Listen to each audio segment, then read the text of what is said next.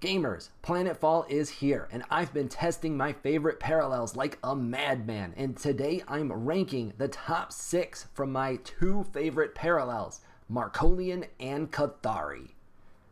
First, these parallels are my favorite because they are the most aggressive. When I'm building decks, the goal is melting faces. Marco and Kathari are absolutely the best to do this and deliver the quickest wins. I'm counting down from worst to best. Pre-Planetfall, Marcolian players typically ran Lemieux and Kathari players typically ran Scipius, aka Skippy, pretty much exclusively. Lemieux has been nerfed, however, and Armored Division HQ's been buffed, while Catherine and the Kathari Paragons remain unchanged, just with a bunch of new toys. Coming in 6th, or last place on this particular list, is Lemieux. It's a sad day for the KOBRA commander to admit this, but Catherine is flat out better in the Planetfall expansion. All the best players agree on that.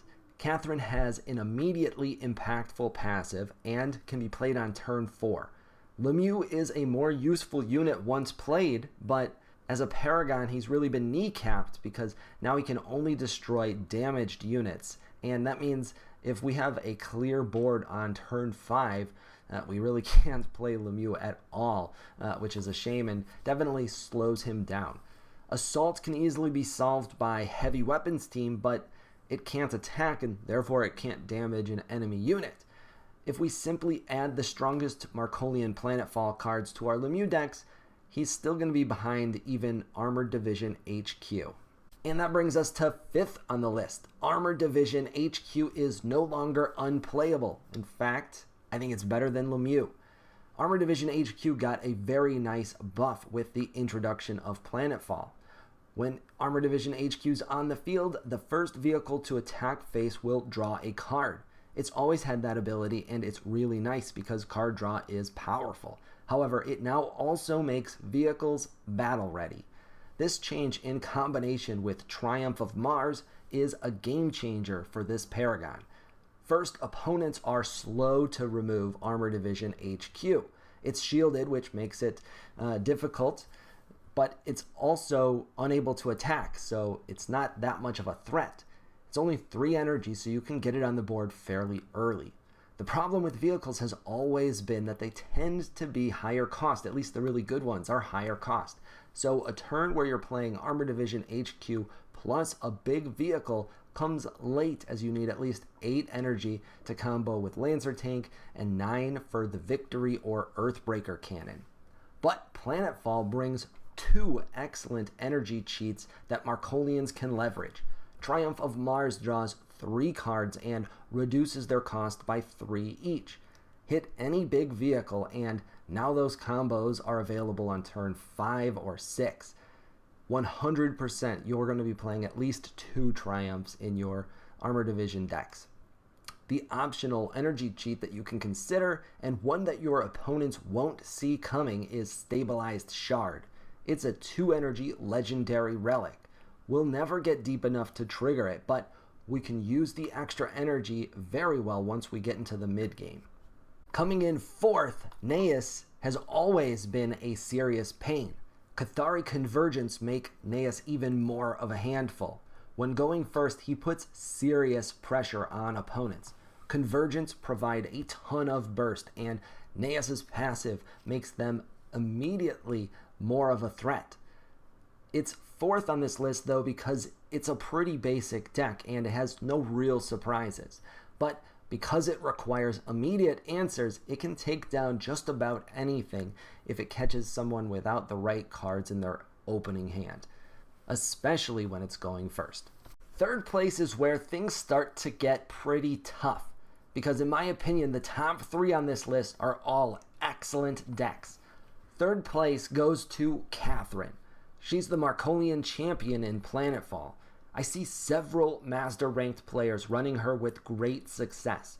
When I said that I was looking for face melting decks at the top of the video, Catherine is exactly what I mean. She is wicked fast and difficult to stop because she's really only playing the board early in the game. By turn 5 and 6, she's dropping orbital strikes at your face like it's her job, and Yeah, it is her job. We already talked about how awesome Triumph of Mars is, but Kathy also takes advantage of Artillery Spotter, AZ Target Painter, and her exclusive effect, Catherine's Rally Cry, is powerful. Artillery Spotter does an extra 2 damage to face when you play any effect, and Kathy decks today are running like 50% effects. AZ Target Painter lets you choose a target unit and deal 1 extra damage every time you hit it that turn. Both of these are 0 attack units that seem fairly harmless, but they really crank Kathy up to 11. Rally Cry is an effect that lets you play 2 random 3 cost or lower units.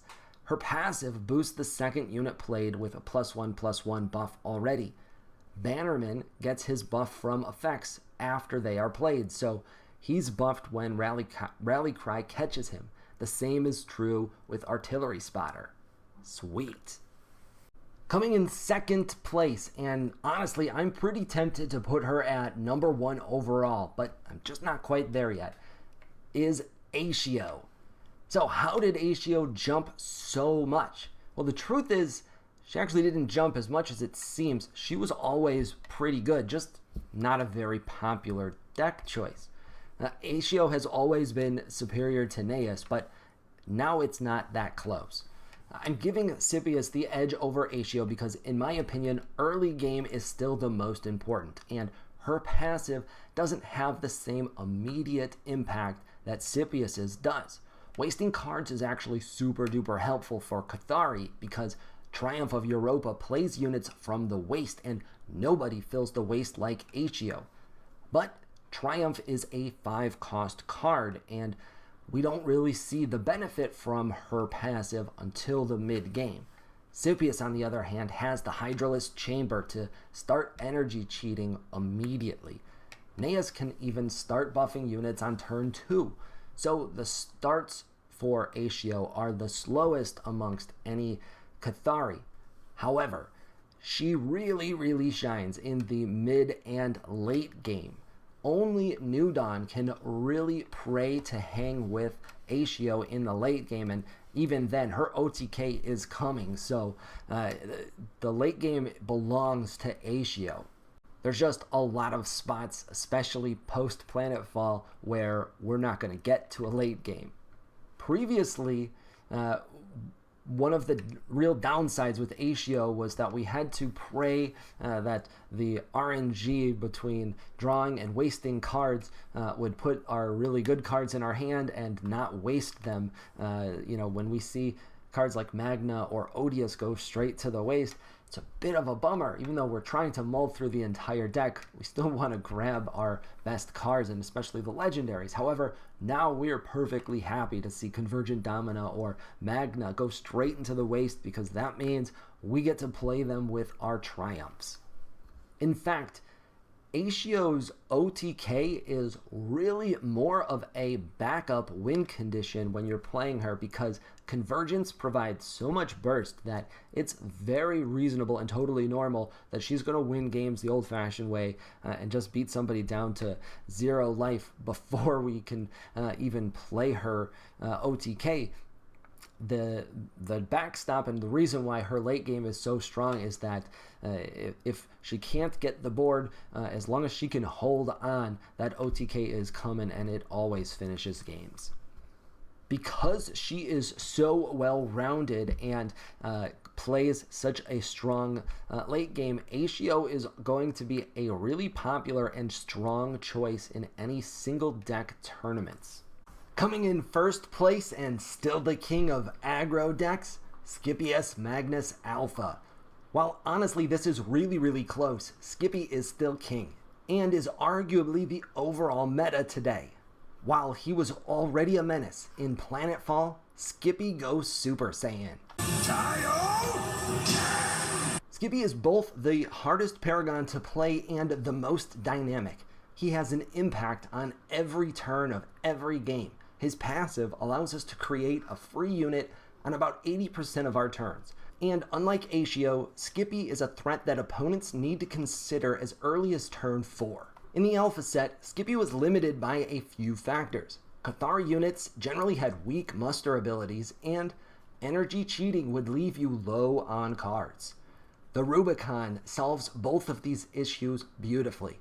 Its muster ability is create a copy of each card in your hand. That's a better card draw because you can strategically hold a number of key cards that you'll want to copy.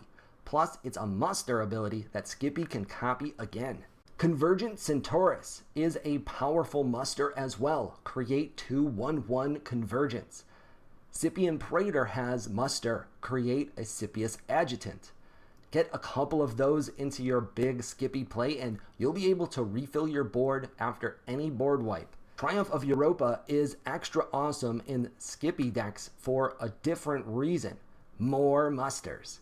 Triumph plays units from your waist and it still triggers their muster abilities. So you can pull whatever tech you need out of your waist and strategically add musters to your Scipius play.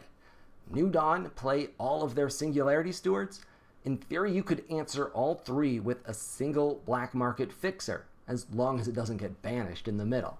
Of course, most of the time, you're still going to be looking for the Domina plus Princeps combo or Valerus Standard Bearer plus Magna, but being able to play musters from the waist reduces card draw RNG and overall makes Scipius stronger. Side note, team, please make Triumph of Europa's timer a bit longer.